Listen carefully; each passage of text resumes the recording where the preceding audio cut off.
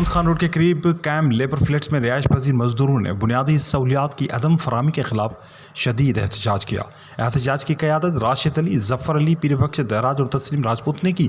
इस मौके पर मजदूरों ने सख्त नारेबाजी करते हुए मुतल्लिका हुकाम से फौरी नोटिस लेने का मुतालबा किया।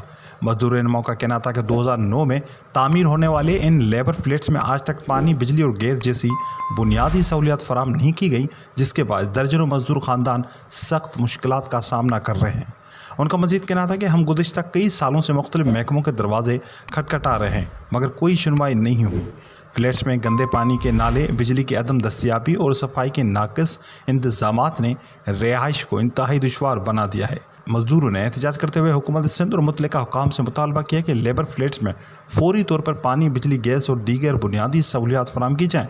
बसूरत दीगर एहतजाज का दायरा वसी किया जाएगा।